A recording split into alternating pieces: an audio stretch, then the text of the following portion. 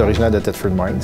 Ça fait 25 ans que je travaille dans des jardins, avec un passage dans le milieu, deux passages dans le milieu, de 93 à 96, où j'ai eu le privilège d'être directeur adjoint conseil à la Caisse des jardins d'Easter. Et en 2005, où j'ai eu également le privilège d'être directeur du Centre financier aux entreprises des Samars. La Caisse d'érable, ça a tout le temps été une caisse qui m'a animé beaucoup, qui m'a attiré beaucoup, de par la réputation qu'elle avait, mais surtout, puis la réputation, ça se mesure à différents niveaux.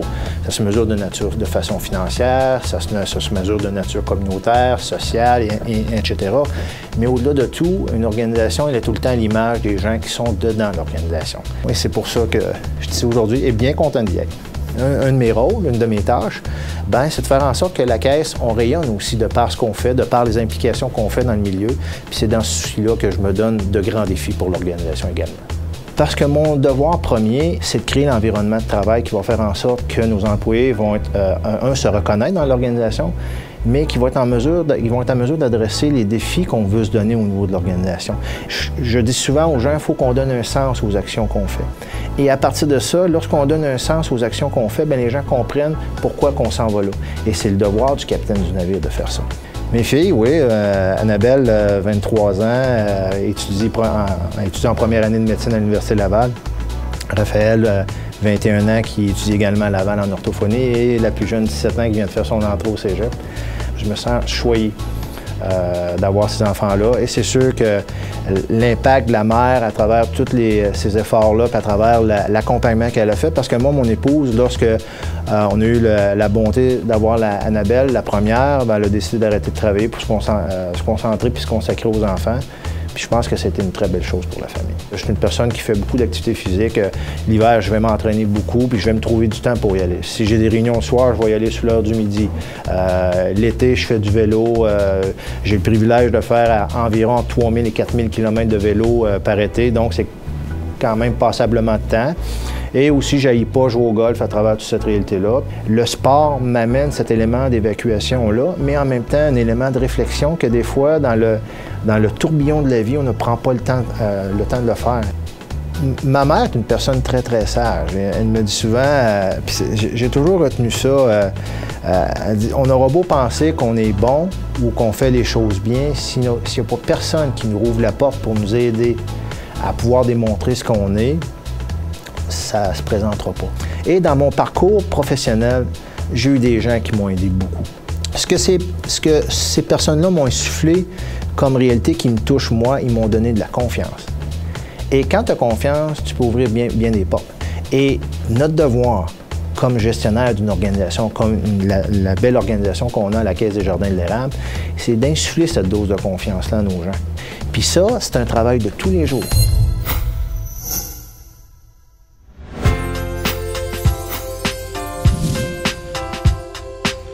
En 2012, ce fut la dernière phase du grand projet immobilier au siège social par la réalisation de notre stationnement. Ce qu'on voulait faire, c'est offrir à nos membres 75 places de stationnement et que ce stationnement-là soit aussi des plus sécuritaires.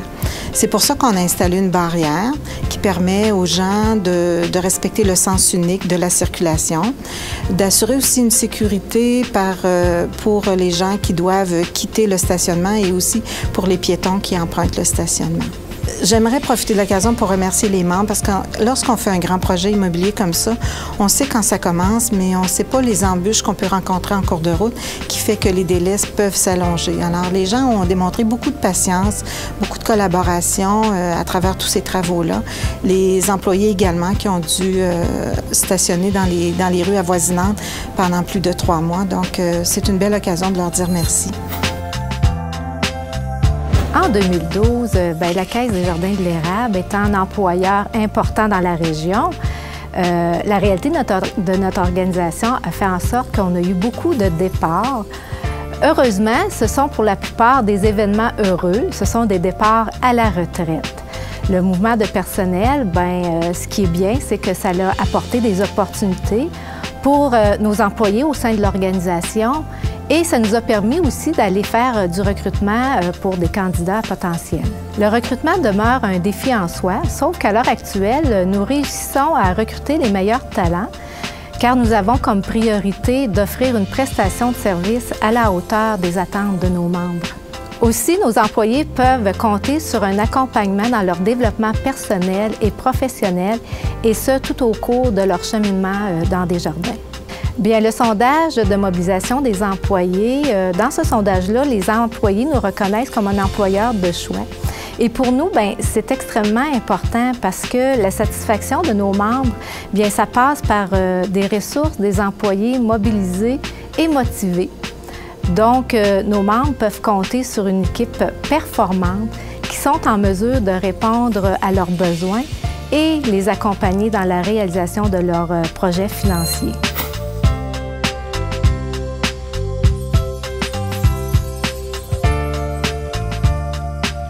Le sondage révèle un taux de 78 % de membres très satisfaits, ce qui est excellent.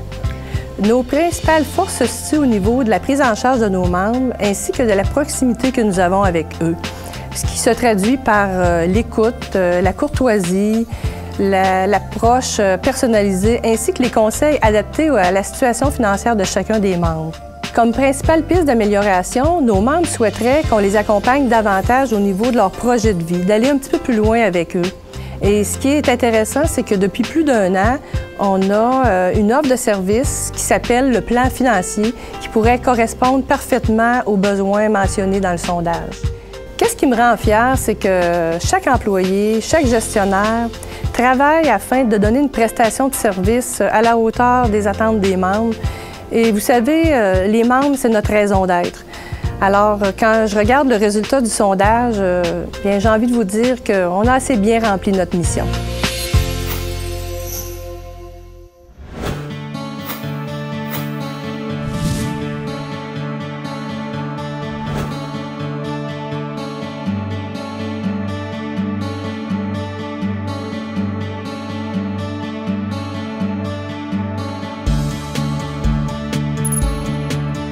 Les fêtes, en général, ont été fantastiques du début à la fin et la population a très, très bien répondu. Le vendredi soir, c'est ça, le spectacle à l'église, le 5 à 7 des mères le samedi par la suite. Souper de retrouvailles, au-delà de 750 personnes qui se sont réunies à Saint-Pierre-Baptiste, c'est un exploit. On est seulement 500 de population. On a eu une fête pour les jeunes aussi. Le dimanche, la messe, le brunch. On a poursuivi avec une parade. Une des plus grosses parades qu'il y a depuis plusieurs années. Le Tintamarre, on a eu des orchestres en rafale. L'après-midi du dimanche, on a eu l'après-midi pour les enfants qui a été organisé le samedi. Puis on a bouclé le tout avec un feu d'artifice, mais le feu d'artifice était fantastique. On a fait revivre Saint-Pierre-Baptiste finalement. Ce qui a marqué et qui a resté à Saint-Pierre-Baptiste, c'est bien sûr notre sentier des générations ici. C'est unique au monde. Ça reste, c'est les familles qui ont une place privilégiée à la sucrerie du curé.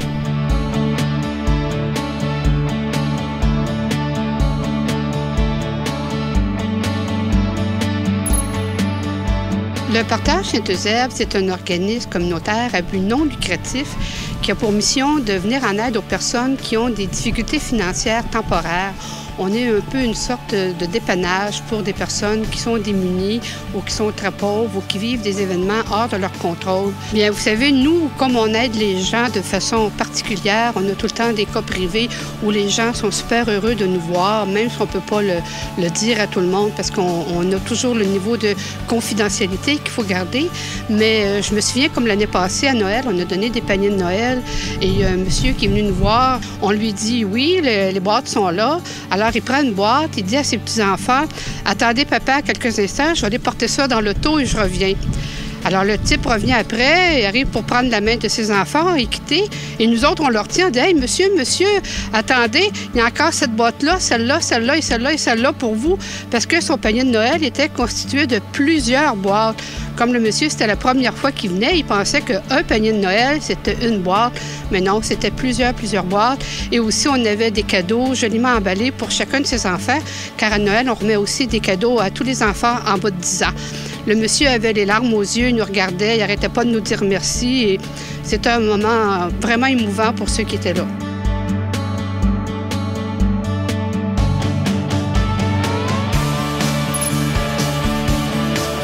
Eh bien, écoute, moi, le hockey, c'est ma vie.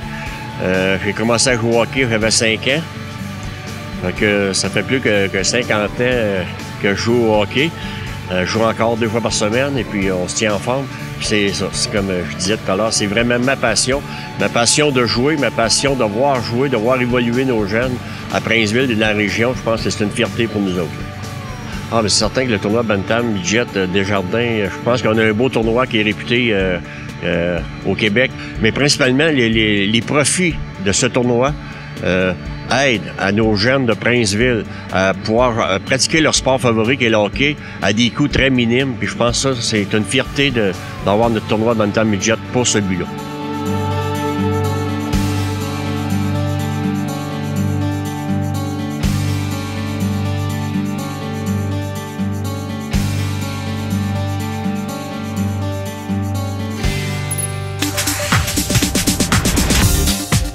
Le Parc École, en fait, c'est la naissance de 2 projets. En fait, la paroisse qui souhaitait avoir un terrain de tennis et une patinoire permanente et l'école qui avait à réaménager l'aire de jeu et l'aire asphaltée de stationnement de l'autre côté de l'école. Donc, c'est la fusion de 2 projets suite aux discussions qui a donné naissance au Parc École actuel.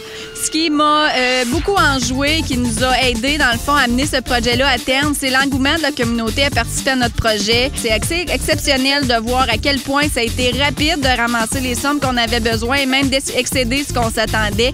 Ce qui a vraiment permis de faire un parc-école à notre goût, à la hauteur de ce qu'on avait envie et même au-delà de. La réaction des élèves, je pense qu'elle est bonne, très bonne même. On l'a vu à la rentrée scolaire de par leur hâte d'aller jouer dans les nouvelles structures, mais particulièrement dans l'engouement qui persiste durant chacune des saisons où est-ce que les jeux sont aménagés en conséquence.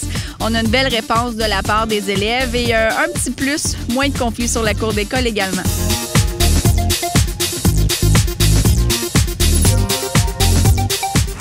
Ça fait 26 ans que je suis là, donc je suis en train de passer la 2e génération. J'ai reçu plusieurs parents, puis là, c'est leurs jeunes qui viennent à la maison de jeunes. Bien, c'est important de recevoir l'aide financière parce qu'on est un organisme à but non lucratif. Donc, le but d'un organisme, c'est pas de faire de l'argent. Et on est une maison de jeunes, donc on reçoit les jeunes entre 12 et 17 ans sur une base volontaire. Puis les jeunes, dans le fond, le but est d'impliquer les jeunes à devenir des citoyens critiques, actifs et responsables.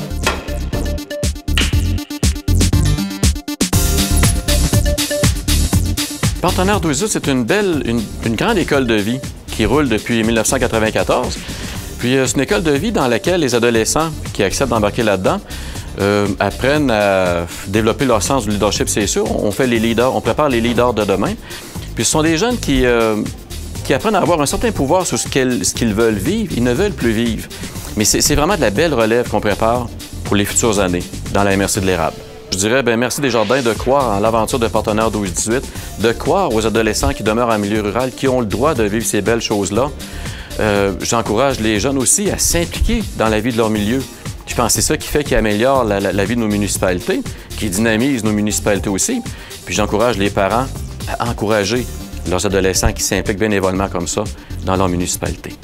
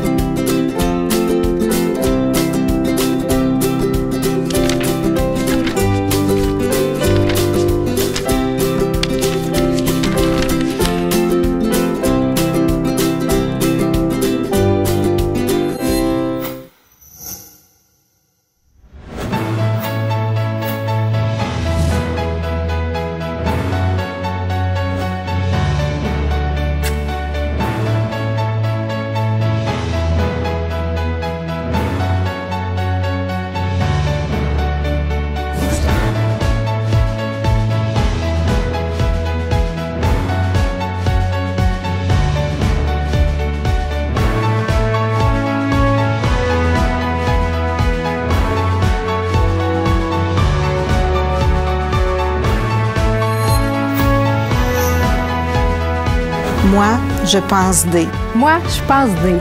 Moi, je pense D. Nous, à Saint-Pierre-Baptiste, on pense D. Moi, je pense D. Moi, je pense D. Moi, je pense D. Moi, je pense D. Moi, je pense D. Moi, je pense D. Pensons D.